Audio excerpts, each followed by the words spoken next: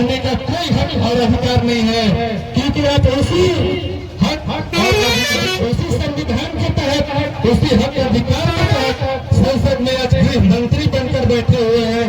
और उसी संविधान को तार तार करते हुए जिन्होंने संविधान का निर्माण किया, उसी निर्माता को आप ओछी टिप्पणी करते हैं। इससे साथियों, इससे यह दर्शाता है कि मोटा भाई का सिर्फ शरीर ही मोटा नहीं है, उनका दिमाग भी मोटा है। तो मोटा भाई अपने दिमाग को संतुलित कीजिए। और हम आपसे पुनः कहना चाहते हैं कि आप भरी संसद में इस देश के सामने इस बहुजन समाज से माफी मांगिए।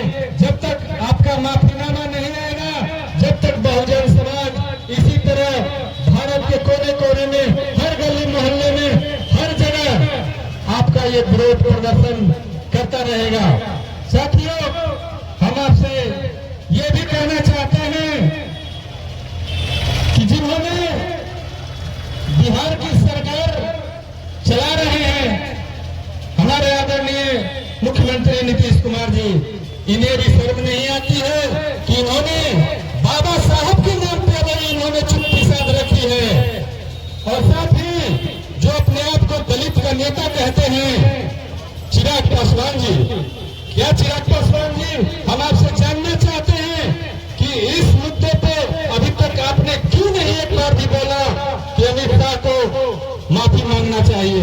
तो नीरव मोदी जैसे दोस्तों को विदेशों में बैठा दिया है, उस तरह से तुमको भी पारी पार करके भारत के बाहर जाना पड़ेगा।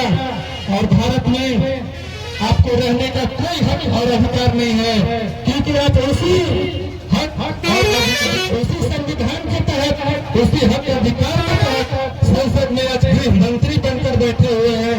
और उसी संविधान को तार तार करते हुए जिन्होंने संविधान का निर्माण किया, उसी निर्माता को आप ओछी टिप्पणी करते हैं।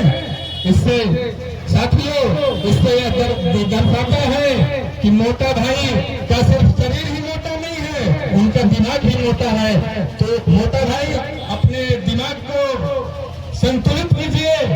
और हम आपसे पुनः कहना चाहते हैं कि आप भरी संसद में इस देश के सामने इस बहुजन समाज से माफी मांगिए। जब तक आपका माफीनामा नहीं आएगा, जब तक बहुजन समाज इसी तरह भारत के कोने कोने में, हर गली मोहल्ले में, हर जगह आपका ये विरोध प्रदर्शन करता रहेगा। साथियों, हम आपसे ये भी कहना चाहते हैं कि जिन्होंने बिहार की सरकार चला रहे हैं, हमारे आदरणीय मुख्यमंत्री नीतीश कुमार जी, इन्हें भी शर्म नहीं आती है कि इन्होंने बाबा साहब के नाम पे अगर इन्होंने चुप्पी साध रखी है। और साथ ही जो अपने आप को दलित का नेता कहते हैं, चिराग पासवान जी, क्या चिराग पासवान जी, हम आपसे जानना चाहते हैं कि इस मुद्दे पे अभी तक आपने क्यों नहीं एक बार भी बोला कि अमित शाह को माफी मांगना चाहिए। तो आप लोगों ने सत्ता के लिए अपने समाज को उन निर्वादियों के हाथों में गिरवी रख दिया है। आप बोल नहीं सकते हैं, मौन होकर देख सकते हैं किस तरह से अत्याचार बहुजन, अभी तो बाबा साहब पर इस तरह की ओछी टिप्पणी की जाती है। साथ ही पूरे भारत में बहुजन समाज के लोगों पर कहर टूट रहा है, ये भी आपको कतई दिखाई नहीं देती। अगर नहीं दिखाई देती है तो निश्चित तौर पे आने वाले 2025 के चुनाव में नीतीश कुमार और चिराग पासवान को बहुजन समाज बहिष्कार करेगा।